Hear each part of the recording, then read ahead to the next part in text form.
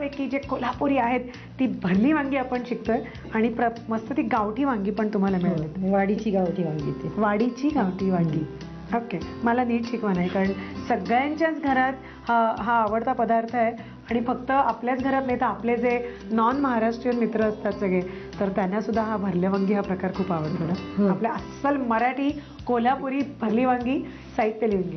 वांगी, दाण्याचं कूट, त्याच्यात लसूण बारीक केलेला, खोबरं, त्याच्यात कोथिंबीर, कांदा, मिरची पावडर, कोथिंबीर, मीठ, तेल, हळद, जिरे आणि कोल्हापुरी मसाला. साहित्य तुम्ही बघितलं आणि अशी अस्सल गावरान वांगी मिळतात आपल्याकडे, तर ती जरा नीट बघून घ्यायची. अगदीच नाही म्हणली तर आपली नेहमीची कोणफळी रंगाची वांगी असतात ती घ्यायची.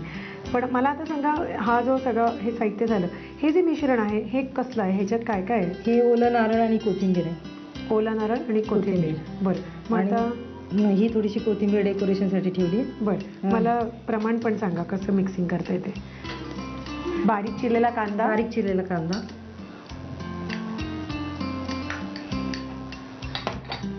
हे ओलं नारळ आणि कोथिंबीर,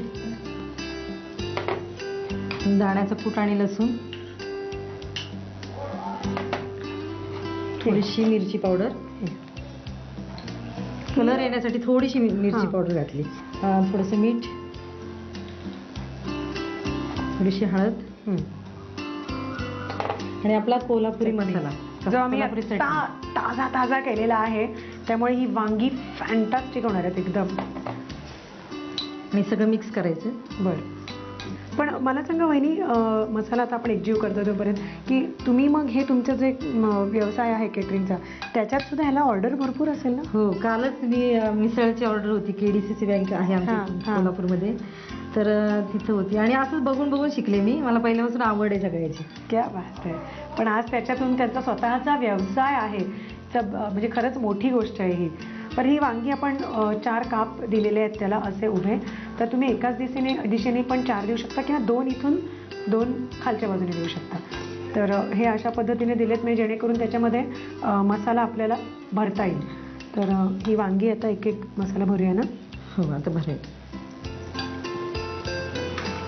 आता त्याला हातानेच भरायचं. हो, हाताची नाही तर तुमची चव कशी मिळणार आम्हाला. बरं, मसाला आपण वांग्यात भरतोय तर अगदी असा काय म्हणतात, भरली वांगी कोणाचं तरी अगदी जिव्हाळ्याचं खाद्यपदार्थ आहे. वहिनी, तुमच्या या भरल्या वांग्यांची आठवण त्यांच्या मुलांनी तुमच्या केलेली आहे. दूर परदेशात लंडनमध्ये असताना सुद्धा बिचारा अगदी असा तोंडाला पाणी सुटलं होतं त्याच्या. तर त्याचं काय म्हणणं आहे ऐकूया ना जरा. मी कधी पण मला काय बनवायचं असेल तर मी आईला विचारायचो. तर असं भरपूर वेळा झालं की ते इन्ग्रेडियंट्स मला मिळाले नाहीत, म्हणून मी मिस करायचो ते जेवण वगैरे. असं एकदा कोइन्सिडन्स झाला की मला भरलेलं वांग फार खायची इच्छा झाली आणि मी आईला म्हटलं की आज काय केलंयस तू. तर आई म्हणाली की भरलेलं वांग आणि भाकरी केली. तेव्हा फार वाईट वाटलं होतं, म्हणजे एकदम मिस करत होतो त्या दिवशी. मुलांनी खरंच म्हणजे मिस केलंय खूप तुम्हाला, कारण एवढ्या परदेशी लांब होता तो आणि तरी आईच्या हातची चव. काही मोठमोठ्या डिपार्टमेंटल स्टोअरमध्ये सगळं मिळेल पण आईच्या हातची चव नाही मिळणार.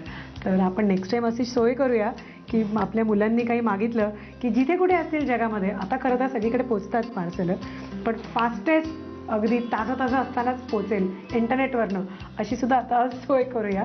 पण निदान आता मुलाला जेव्हा परत समजा तो लंडनला गेला, अमेरिकेला गेला, तर बसून त्याला इथे CD बनवली यायची किंवा प्रोग्राम बघितला, यूट्यूबवरती बघितला, तर त्याला हे भरली वांगी शिकता येतील. क्या बात आहे, झी मराठीमुळे. तर आता फोडणी घालायचे. तेल तापत ठेवलेलं आहे आपण.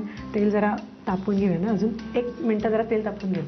तेल तापलेलं आहे कडकडीत आणि आता फोडणीत जिरे घालू, कारण फोडणी मस्त व्हायला पाहिजे, होय की नाही. बरं, आणि आता आधी मसाला भाजायचा का आधी कोण? नाही, आधी वांगी घालायची आणि नंतर मग म्हणजे वांगी थोडीशी परतली की मग मसाला घालायचा. बरं.